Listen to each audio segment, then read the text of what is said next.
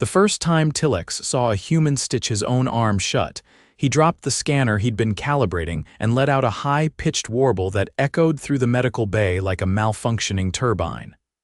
Is he? What is he doing? Tillex's three-eye stalks all locked on the scene unfolding across the room. Trent Zawler sat on the edge of the steel examination table, shirt off, his left arm a mess of torn skin and congealed blood. A jagged gash ran from his shoulder to his elbow. Instead of waiting for the med techs, he'd pulled a sterile kit from a drawer and was threading a curved needle through his own skin, pinching the edges together with trembling fingers. "Trent," Tillex's voice buzzed, panicked. "Cease that immediately, you require assistance." Trent didn't look up. "Already waited 20 minutes. You said your injectors wouldn't work right with my blood chemistry. You were checking compatibility." "I was," Tillex said, moving cautiously forward, "but that does not imply you must engage in self-repair." "This is madness. It's just a stitch job," Trent muttered, wincing as the needle bit through another patch of skin. "I've done worse." Tillex recoiled, his limbs twitching. "This is not medically sound. You have no anesthetic." "Yeah, that's the part that sucks," Trent said through gritted teeth. "But it's not the first time. Had to do it once in Bolivia. Rusted tin roof tore my leg open, no medics for miles." Tillex made a distressed keening sound and turned to the nearest console. "I must document this. The ambassador must be informed." "This qualifies as extreme self-endangerment behavior." Trent sighed and pulled the final suture tight. "I'm not endangering myself, I'm fixing myself."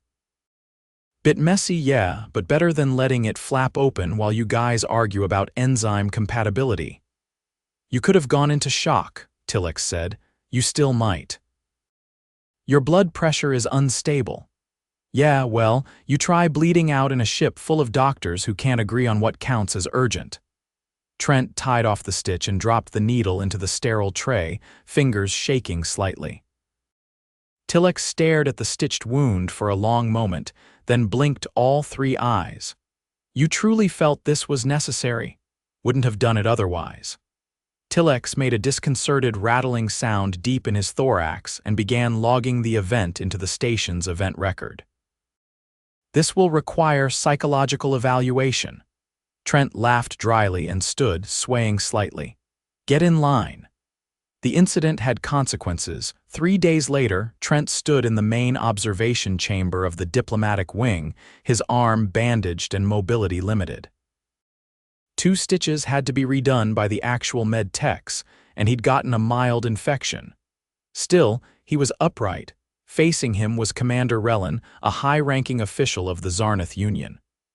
Relin's skin shimmered with bioreactive tones that pulsed in time with his breath.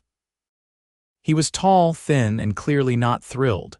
"You stitched your own flesh," Relin said, each word pronounced with careful disgust. "Without nerve inhibitors, without surgical supervision, without even a pain suppressant." "I did," Trent replied. "Because I needed to." "That is not an answer." Trent crossed his arms, winced, and uncrossed them. "You ever been trapped in a desert with a busted radio and a broken leg, or crashed on a frozen mountain with no way to call for help?" Relin said nothing. "Humans adapt." "We don't wait to be saved. That's not superiority, it's survival. Sometimes that means sewing your own arm shut." "Madness," Relin muttered. "Yeah," Trent said. "Probably, but it worked." Relin turned to Tillex, who stood nearby, still clearly unnerved. "He must be evaluated, perhaps quarantined." "This behavior is incompatible with union norms." "I'm standing right here," Trent said. Relin ignored him. "Such disregard for pain, it suggests a neurological abnormality." Trent stepped forward. "You think I don't feel pain? I felt every second of that." "But I know what happens if you wait too long to act. Infection. Blood loss. You think I wanted to do it?" Relin tilted his head. "Then why?" "Because I had no choice." The room fell silent after a moment. Tillex spoke. "Perhaps this incident should be studied, not condemned. There is value here, a kind of biological resilience, behavioral anomaly, yes, but also potential."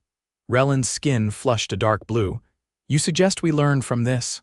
I suggest we understand it, Tillex replied. Before we dismiss it.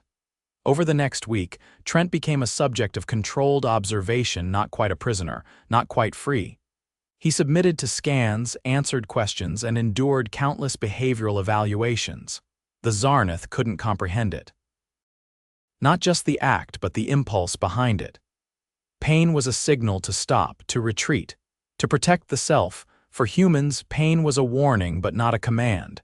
One afternoon, while seated in a sterile interview room, Trent was handed a cube-shaped device by a researcher named Valix.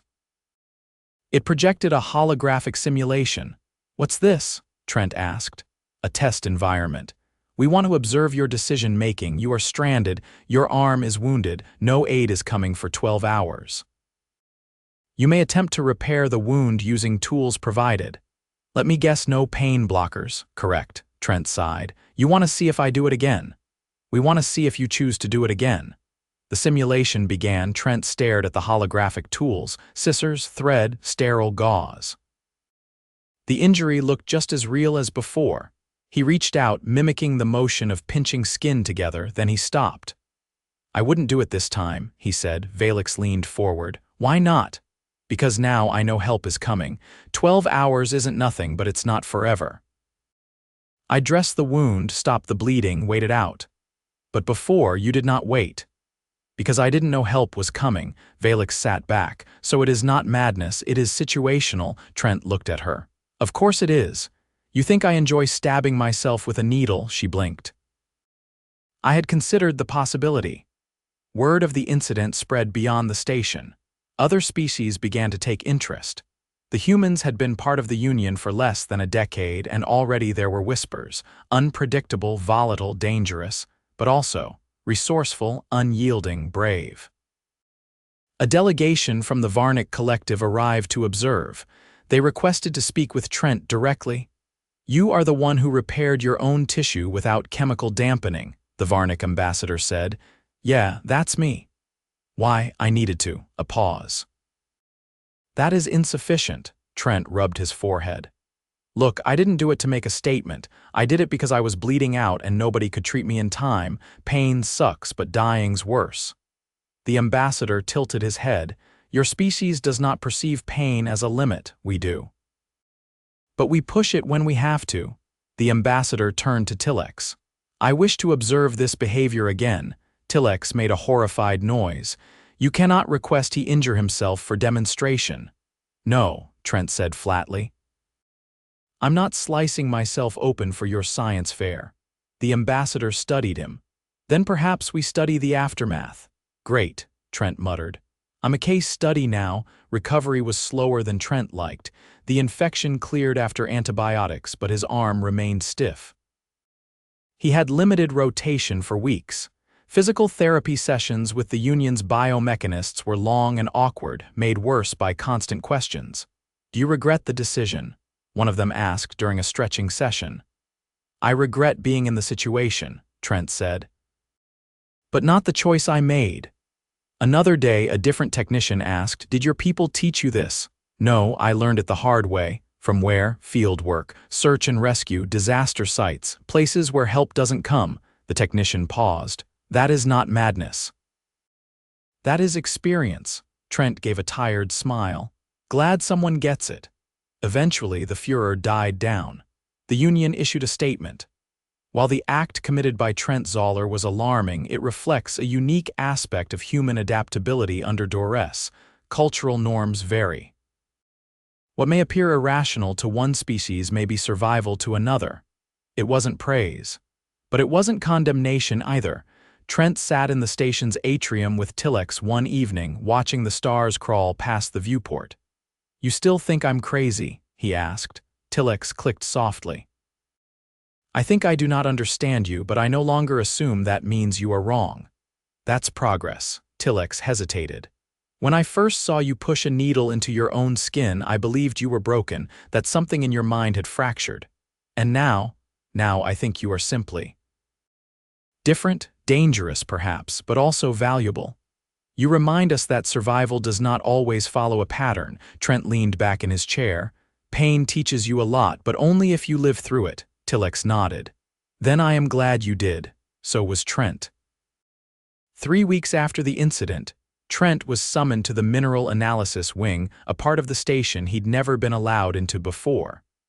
It smelled faintly of hot iron and ozone, and the walls pulsed with soft green light. The request had come from a Zenthari named Ulevex, which didn't mean much to Trent until Tillex explained, somewhat breathlessly, that Ulevex was the chief of planetary integration sciences. Whatever that meant. Ulevex was a hexaptal being wrapped in translucent folds of skin that rippled with a subtle shimmer. He didn't blink. Instead, his eyes dilated in asynchronous patterns, and he greeted Trent by clasping his own forelimbs together and tapping them twice. I understand you are the human who sutured himself during an uncontrolled hemorrhagic event, Ulevex said without introduction. Yeah, Trent said, glancing at the room's floor tiles, each one humming faintly underfoot. That's me. Excellent. Ulevex turned and began walking, or rather, flowing across the lab. I require your participation. We are preparing for deployment on Calarac 6. The environment is unstable. We require species capable of improvised survival under non-standard conditions. I'm not a test dummy, Trent said. You are not, Ulevex agreed. You are a test vector. Trent raised an eyebrow. That's not better. Ulevex stopped near a large cylindrical tank filled with a murky gray fluid. Inside, something vaguely organic floated, twitching occasionally. You have experience operating in environments with incomplete data and insufficient tools, yes, pretty much the job description. Good. Then you will accompany the assessment team. You will not be asked to injure yourself. That's reassuring. You may be injured by the environment. That is less avoidable, Trent sighed. What's on Calarac 6 that needs assessing? Thermal bloom fields, magnetic shear storms, and a regrettably unstable tectonic layer. Also, subdermal parasites. Sounds like vacation. I have read about human sarcasm, Ulevex said, tapping at a console. It is inefficient. Gets me through the day, Trent said. Ulevex tilted his head. Then you may require several days' worth. They left 2 station cycles later. The transport was a cramped, modular craft with padded walls and a chemical smell that made Trent's eyes sting. The rest of the team comprised 6 aliens, none of whom had ever been exposed to a planetary surface without full environmental control. They wore insulated suits with 6 redundant filtration systems and carried automated medical packs the size of fire extinguishers. Trent wore boots, a reinforced vest, and a backpack with tools he'd scrounged himself. "Where is your auto-seal suit?" asked Grenth, a Malari with a voice like a jammed airlock. "Didn't bring one," Trent said, checking the seals on his hydration pack. Grenth blinked slowly. "That is unwise. There are airborne particulates. They may enter your lungs. I've got lungs for that. There are also dermal borers. Then I'll wear sleeves." Grenth turned to the others. "He is unprotected." "He is human," said Ulevex from the pilot's seat. "Observe, do not interfere." The landing was rough. Calarac 6's atmosphere was thick with charged particles, and the descent shook the transport so hard that one of the Malari vomited into his respiration filter. Trent offered him a clean rag and sat calmly with his helmet in his lap. They emerged into heat. Not the dry, searing kind Trent had expected, but a humid, almost amphibian warmth that clung to the skin and made every breath feel like swallowing a wet sponge. The terrain was jagged, covered in stone that shimmered faintly with internal heat. Pools of viscous liquid bubbled at random intervals. "There," Ulevex pointed, "we will begin with the mineral trenches. The ground may collapse. Proceed with caution." Trent followed the group down a slope of crumbling shale. The aliens moved awkwardly, their suits beeping constantly as their biomonitors struggled to keep up with the atmospheric fluctuations. Trent bent down, picked up a piece of stone and turned it over in his hand. It was light, almost brittle, but when he cracked it open, the inside glowed faintly. "This stuff radioactive?" he asked. Not in the conventional sense, Ulevex replied. It emits biophotonic pulses. The effect on organic tissue is unknown. Trent dropped it immediately. I'll let you figure that out first. They moved deeper into the trench. The ground was soft in places, and every few steps someone lost their footing. Grenth fell twice. On the third stumble, his leg slipped into a crevice and he screamed a high-pitched, trilling sound that echoed up the canyon walls. By the time Trent reached him, the lower half of Grenth's leg was covered in small, translucent worms, each no larger than a fingernail. "They're inside the suit," Grenth shrieked. "They're burrowing." Trent dropped to his knees. "Don't move." "I'll cut the seal." "Do not damage the suit," Ulevex called from above. "It's already compromised." Trent pulled a knife from his belt and sliced open the outer layer of Grenth's suit. Steam hissed out. The worms recoiled slightly, but a few had already breached the skin. Trent pulled a small vial of alcohol from his pack and poured it directly onto Grenth's leg. The worms writhed, then dropped off. Grenth moaned. "You are contaminating the wound." "I'm disinfecting it." He wrapped the leg with gauze, then reinforced it with a stiff strip of polymer and a makeshift splint made from a cracked sample container. Grenth stared. "You carry gauze." "I carry what I've needed before." Ulevex arrived minutes later. "He is stable. For now, you cut open the suit." Saved the leg. Ulevex turned to the others. "Record this. Human triage response, rapid, analog, effective under duress." Grenth looked pale. "It burned." "Better than letting them reach the bone," Trent said. By the end of the day, 3 others had minor injuries. Trent treated all of them with his kit. The Union med packs were too slow, requiring biometric calibration before dispensing anything. Trent used what he had: antiseptics, pressure wraps, thermal patches. He didn't wait for permission. That night, they made camp under a natural overhang. The aliens huddled in a sealed dome. Trent lay outside with a thermal blanket and a hot can of rehydrated beans. "You are not cold?" asked Ulevex, who had emerged briefly to observe the night cycle. "I've been colder. There are predators here." "There always are." Ulevex adjusted a small scanner. "You do not fear exposure." "I'm cautious, not fragile." Ulevex was silent for a moment. "Your species is difficult to quantify. You do not follow standard risk protocols."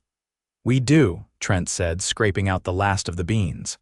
"Ours just start later." Ulevex regarded him. "You have saved 3 lives today using improvised techniques." "Without assistance." "I didn't save them," Trent said. "I bought time. That's all any of us can do." 2 days later, a quake hit. It came without warning, just a low, growing hum followed by a sharp crack that split the trench wall in half. The team scattered. Trent grabbed Grenth, still limping, and dragged him into a narrow alcove as the ground buckled. Rock dust filled the air. A massive slab collapsed, pinning one of the Zenthari beneath it. The others stood paralyzed, unsure how to proceed. Trent didn't hesitate. He ran to the trapped figure, checked for a pulse, and began prying at the stone with a metal rod. "You will injure yourself," warned Ulevex. "I'll heal." "He won't." Blood trickled down Trent's forearm as the rod slipped and scraped his skin. He didn't stop. The trapped alien gasped when the pressure eased, and Trent pulled him free, one arm over his shoulders. Once they were clear, Trent collapsed, panting. His left hand had a deep gash. Ulevex knelt beside him. "You are bleeding." Trent nodded. "You require assistance." "I've got it." He pulled a strip of cloth from his pocket, wrapped it tightly, and clamped it with a small clip. "You will not suture?" "Not unless I have to." "You are learning restraint." "I'm learning to wait longer before stabbing myself." Ulevex stood. "You continue to challenge our assumptions. That's kind of our thing."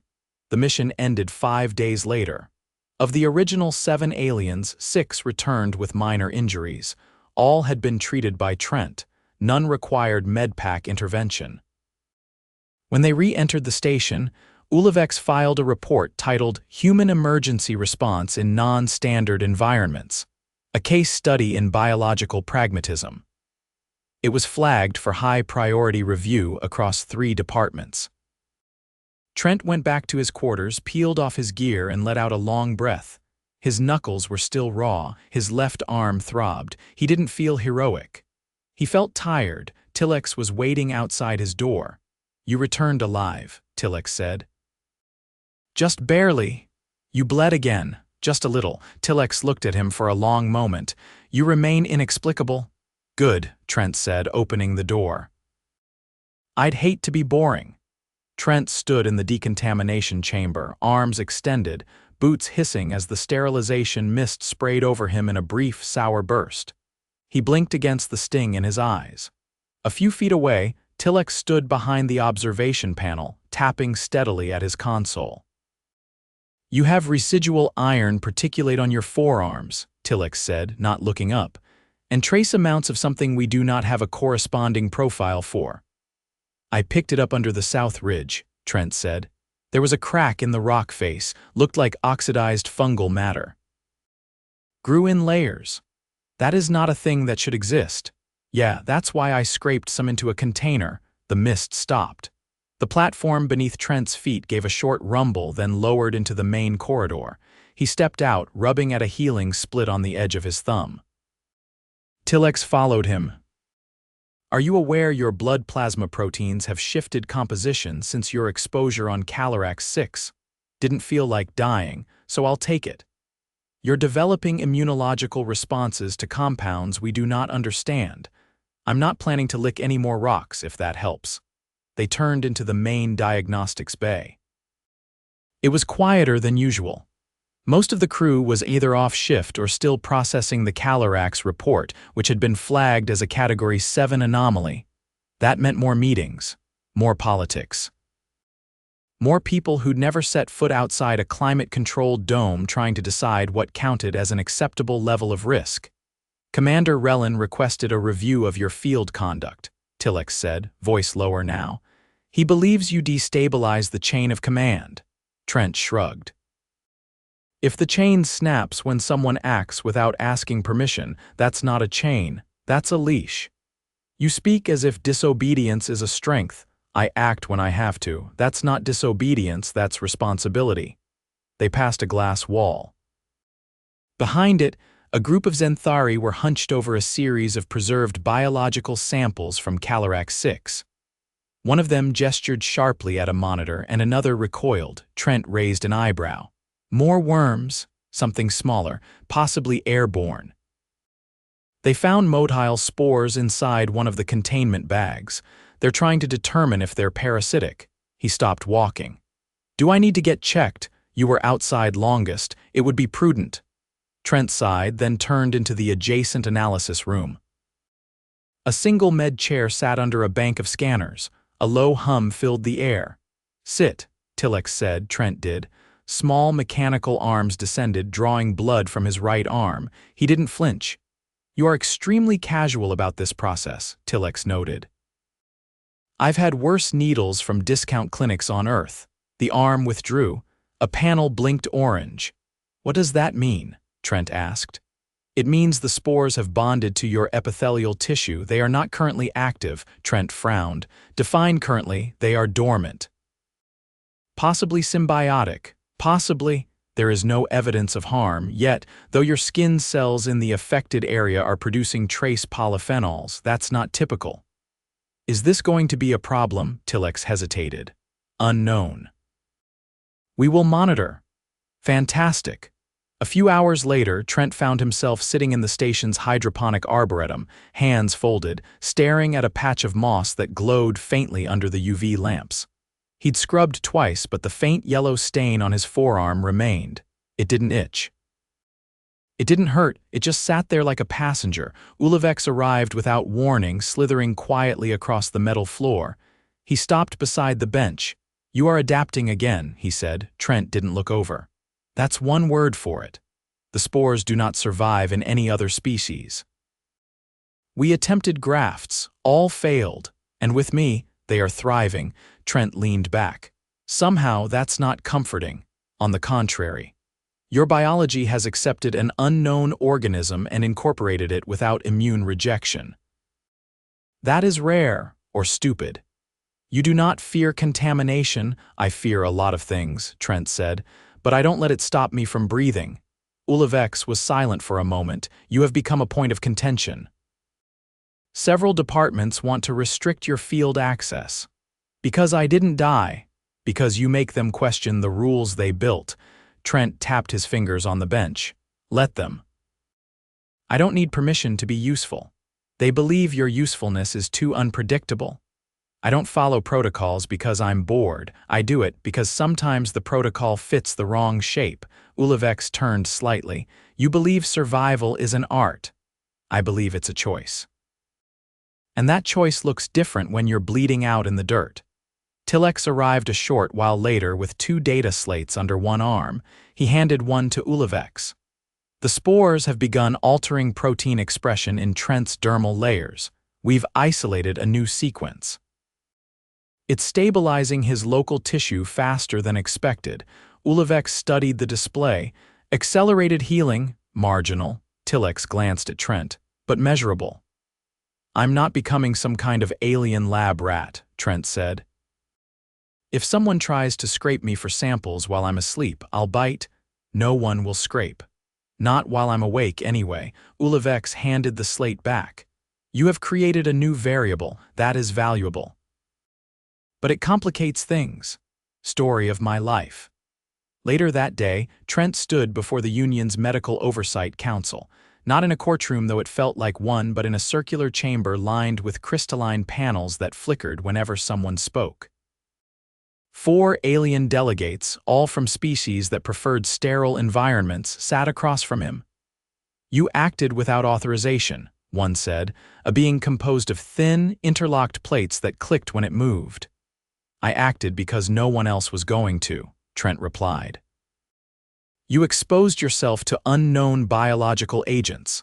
And didn't die. That counts for something, right? Another delegate waved a tendril. You now carry foreign organisms in your body. We cannot predict the long-term implications. Neither can I. But I'd rather carry something strange than let someone else die from hesitation. Silence. Ulvex stepped forward. We propose a compromise. The human will submit to regular monitoring. In exchange, he retains field access under restricted conditions. A pause. One of the delegates spoke again. And if his condition worsens? I'll come back in and let you poke me with all the scanners you want, Trent said. Deal, the delegates murmured. Then the lights dimmed briefly, a sign of agreement. After the council dismissed, Tillex walked beside Trent through the corridor. You are now officially categorized as a contingent asset. That sounds like a fancy way of saying I'm tolerated. It means you are permitted to act in ways others are not, but only if outcomes justify the risk. Trent stopped. And if they don't, Tillex tilted his head. Then you will be reclassified. Into what? That depends on how many limbs you still have. Trent laughed. It was short but real. That evening he sat in the station's observation dome, watching a distant gas giant rotate slowly beneath the stars. His left arm was wrapped again, not from injury but from continued testing. The yellow stain had faded slightly, replaced by a faint lattice of skin too smooth to be natural. He didn't feel sick. He didn't feel stronger either, just changed. Tillex joined him with 2 steaming cups of something that smelled like boiled mint. They asked for your input on the Calarax protocols, Tillex said. They want me to write the hazard manual, only the emergency section. Trent accepted the cup. Here's my draft, don't wait, move fast. Carry gauze, Tillex took a sip. Concise, effective. They sat in silence for a while. Trent exhaled slowly. You still think I'm reckless, Tillex considered. No, I think you are willing to lose parts of yourself to preserve others. That is not recklessness. That is something else. I call it being human. Tillex looked up at the stars. Then perhaps madness is just another word for your kind of logic. I'll take that. And for the first time in weeks he felt still. Not safe, not finished, but still.